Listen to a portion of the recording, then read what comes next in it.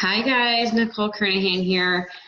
I wanted to share with you a really important concept about how we are programmed. So this quote says, by the time you're 17 years old, you've heard the words, no you can't, an average of 150,000 times. You've heard the words, yes you can, about 5,000 times. That's 30 no's for every one yes. And that makes for a powerful belief of I can't go out and do that. I don't know how. I can't go start that business. I've never done it before. I can't. It wouldn't be smart. I can't. It's too dangerous. I might fail. I might fall. I could get hurt. We are programmed to believe I can't, but it's not true. You can. We have infinite potential. We are able, we just may not know how.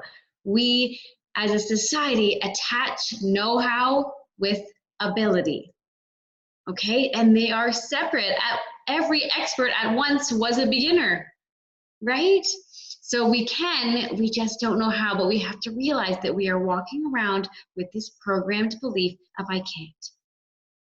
And those I can't, as a child, may have come from teachers, from parents, from other peers, from friends, from other individuals. It could have come from many different places, well-intended, ill-intended, all sorts of things. But the point is that it has programmed us. Okay, I'm going to take a couple of seconds or a couple moments to describe how this works in your mind. So we'll take this visual, this little stick person, which is one of the most valuable concepts I've ever learned, even though it looks like a funny little stick person. It's created back in 1934, but this visual helps us to understand the conscious mind and the subconscious mind. That programming is all in the subconscious mind, and the subconscious mind controls about 95 or more % of our actions and our results. So really quickly, the conscious mind, that's what you use your 5 senses, and it comes into your world. You can see things with your eyes. You can see your bank account. You can see the opportunities. You can see the risks. You can see your health. You can see your relationships. But you do have the ability in your conscious mind to choose, to accept or reject. Okay, you don't have to accept the negative things that you see in the news. You can be aware of it, but you don't have to accept it. We can accept or reject, and we can originate. We can come up with new ideas.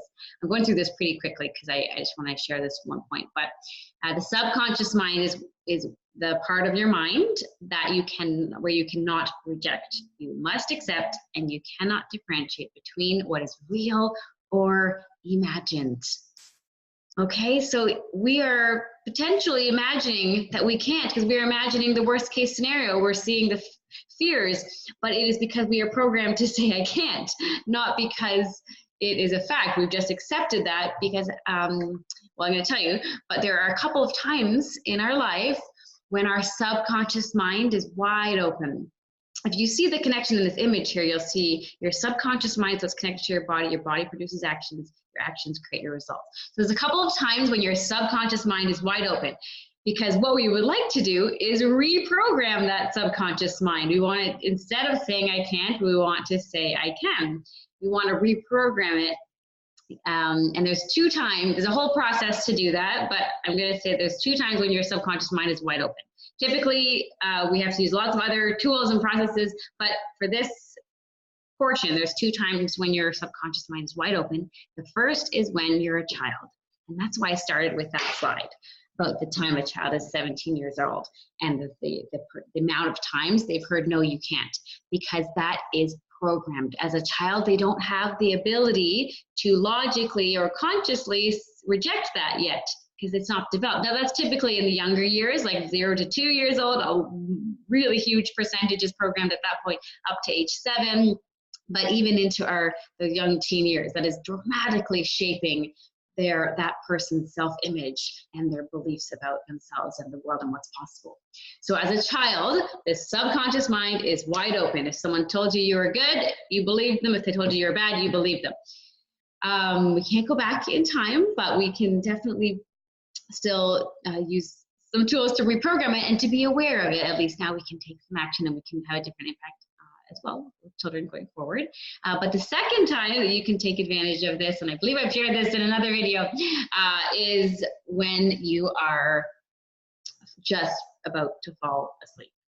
And wait when you wake up, but you can't really control that because you're coming out of sleep. But right before you fall asleep, you can kind of hack into that subconscious part of your mind. So you can use, it's a great time to use gratitude, to think about things you're grateful for, to focus on them, to feel the appreciation, to have positive affirmations, possibly to think about the feelings that you will feel when you have achieved a goal or come out of the negative situation you're in or whatever it is. But right before you fall asleep, focusing on the positive feelings, because that's brewing all night long. So it's so critical right before you go to sleep that you're focusing on feelings of peace and positivity and being grateful and joy and excitement, whatever it is, but positive emotions right before you fall asleep.